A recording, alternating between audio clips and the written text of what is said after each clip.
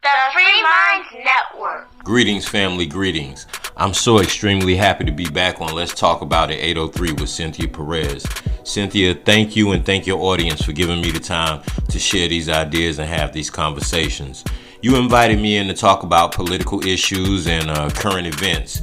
And the last two visits, I spent a lot of time talking about my position and my worldview. I wanted to spend this time, since it's the last Monday in the first month of the new year, 2023, and just kind of catch up on national politics. Let's deal with the documents. Let's just go ahead and deal with the classified documents. On August 8th in 2022, in a slow motion, mob style, political, media, and technical hit job, the former president had his home in Florida, Mar-a-Lago, raided by the FBI for the recovery of classified documents. The FBI search at the home of former President Trump at Mar-a-Lago in Florida. Sources telling ABC News the search is related to allegations the former president improperly removed documents when he left the White House. They were brought to Mar-a-Lago, including classified material. Now, this was Joe Biden's response to those documents. How that could possibly happen, how anyone could be that irresponsible. And I thought, what data was in there that may compromise sources and methods? By that I mean names of people who helped, or et cetera. And it's just totally irresponsible. And in January 12th, the public started getting reports that Joe Biden had classified documents from the time that he was vice president and when he was a senator. President Biden's lawyers found a small amount of classified documents in his former office at a Washington think tank. The Times says they were found in November and immediately turned over. The documents dated to Biden's time as vice president. People know I take classified documents and classified information seriously. And then we started getting reports that Mr. Biden had classified documents in several different locations. More documents marked classified from President Biden's time as vice president were discovered in at least one more location than was previously known. All unsecure locations. We take this very seriously. The president takes classified information, classified documents very seriously. Classified material next to your Corvette? What were you thinking?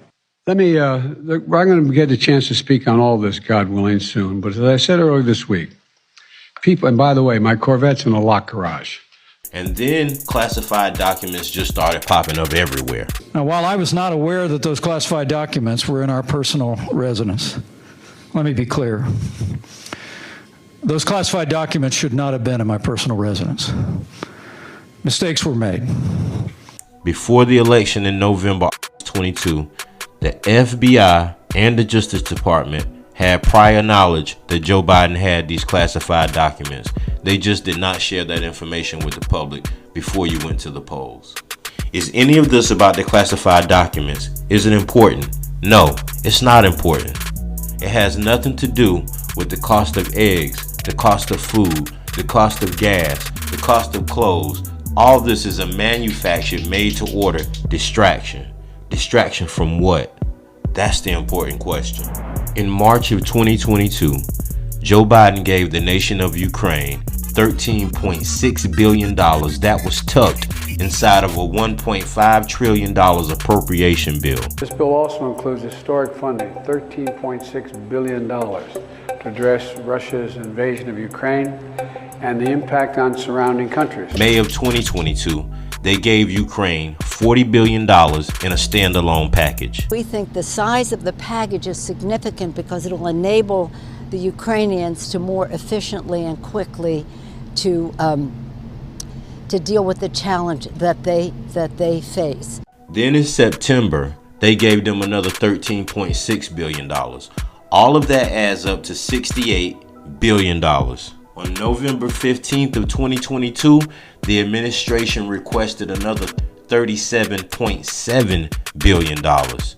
This is supposed to last through 2023, but if you do the math, it equals out to about $6.8 billion a month, and that's not going to last all 2023. That just goes to about May. They want you distracted from this information because this is what's going on. This is money that we do not have.